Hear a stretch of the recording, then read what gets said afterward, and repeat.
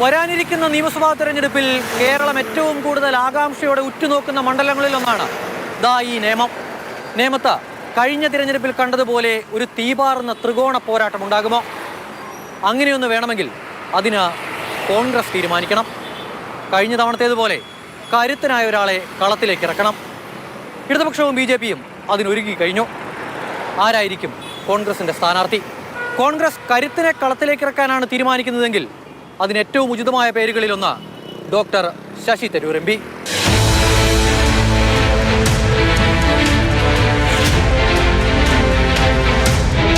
MP കേന്ദ്രമന്ത്രി തുടങ്ങിയ നിലയിലുള്ള പ്രവർത്തനം, മണ്ഡലത്തിലുള്ള സ്വീകാര്യത, നഗര വോട്ടർമാർക്കിടയിലുള്ള സ്വാധീനം, ഇതെല്ലാം തരൂരിന് അനുകൂല ഘടകങ്ങളാണ്.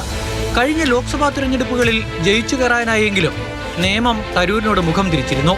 BJPക്ക് മണ്ഡലത്തിൽ ലോക്സഭാ തിരഞ്ഞെടുപ്പിന്റെ കണക്കിൽ ലീഡുണ്ടെങ്കിലും നിയമസഭയിലേക്ക് തരൂർ മത്സരിച്ചാൽ അത് മറികടക്കാൻ കഴിഞ്ഞേക്കുമെന്ന് കരുതുന്നവരുമുണ്ട്. കഴിഞ്ഞ തവണ BJPയുടെ പരാജയത്തിന്റെ കാരണങ്ങളിലൊന്നും V. ശിവൻകുട്ടിയുടെ വിജയത്തിന്റെ കാരണങ്ങളിൽ പ്രധാനപ്പെട്ടതും K. മുരളീധരന്റെ സാന്നിധ്യമായിരുന്നു. പക്ഷേ മുരളീധരൻ ഇത്തവണ നേമത്തേക്കുണ്ടാകില്ല. മുൻ MLAയും നിലവിൽ തിരുവനന്തപുരം കോർപ്പറേഷനിലെ കൗൺസിലറുമായ KS ശബരിനാഥന്റെ പേരും മണ്ഡലത്തിൽ ചർച്ചയാണ് എങ്കിലും നേമത്തേക്കിറങ്ങാൻ ശബരിക്ക് താല്പര്യമില്ല. ആ ഘട്ടത്തിലാണ് തരൂരിന്റെ പേര് സജീവ ചർച്ചയാകുന്നത്. മത്സരിക്കുമെന്ന് അറിയില്ലല്ലോ. അദ്ദേഹം ഇപ്പോൾ MP ആണല്ലോ. ശശി തരൂർ മത്സരിച്ചാൽ തീർച്ചയായിട്ടും വിജയസാധ്യതയുണ്ട്. അദ്ദേഹത്തെ ജനത്തിനറിയാം. വളരെയധികം കാര്യങ്ങൾ ചെയ്യുന്ന ഒരു വ്യക്തിയാണ്. ജനങ്ങളുമായിട്ട് ബന്ധമുള്ള ഒരു നേതാവാണ്. ചില ഒരു നോംസ് അഥവാ പാർട്ടി തീരുമാനിച്ചാൽ നോംസ് പാലിക്കണം.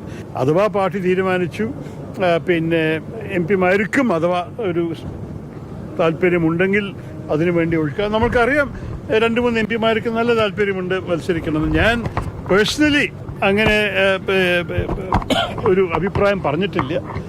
ഈ പ്രചരണത്തിൽ ഞാൻ എന്തായാലും ഇറങ്ങും. നിയമസഭയിലേക്ക് മത്സരിക്കാൻ വ്യക്തിപരമായി താല്പര്യമില്ല എന്ന് തരൂർ പറയുമ്പോഴും UDF അധികാരത്തിലേക്ക് എത്തുന്ന ഘട്ടമുണ്ടായാൽ തരൂർ നിയമസഭയിലേക്ക് ജയിച്ചു കയറിയാൽ തരൂരിന് മുന്നിലുള്ള സാധ്യതകൾ ഒരുപാടാണ്. അത് മറ്റാരേക്കാളും നന്നായി ശശി തരൂരിനറിയാം. പലപ്പോഴും കേന്ദ്ര സംസ്ഥാന സർക്കാരുകൾക്ക് അനുകൂലമായ നിലപാട് തുറന്നു പറഞ്ഞിട്ടുള്ള ശശി തരൂരിനെ തന്നെ CPM BJP നേർക്കുനേർ പോരാട്ടം നടക്കുന്ന മണ്ഡലത്തിലേക്ക് ഇറക്കാൻ ഒരു വിഭാഗം കോൺഗ്രസ് നേതാക്കൾക്കും താല്പര്യമുണ്ട്. നേമത്തെ വിജയസാധ്യതയുള്ള നേതാക്കളുടെ പട്ടികയിൽ മുന്നിലാണ് തരൂർ. നിയമസഭയിലേക്കൊന്ന് പയറ്റി നോക്കണമെങ്കിൽ തരൂരിന് മുന്നിൽ കടമ്പകളുണ്ട്. ഏറ്റവും ആദ്യം MPമാർക്ക് മത്സരിക്കാനുള്ള ഇളവ് നൽകണം. ഹൈക്കമാൻഡിൻ്റെ ഭാഗത്തു നിന്നും അത്തരമൊരു തീരുമാനമുണ്ടായാൽ നേമത്ത് തീപാറുന്ന പോരാട്ടം നടക്കുമെന്ന് ഉറപ്പാണ്. നേതൃത്വം എന്തു തീരുമാനിക്കുമെന്നും തരൂർ മത്സരിക്കുമോ എന്നും കാത്തിരുന്ന് കാണാം. വിജു VS-നൊപ്പം അമൽ തേനമ്പറമ്പിൽ, മാതൃഭൂമി ന്യൂസ്, തിരുവനന്തപുരം.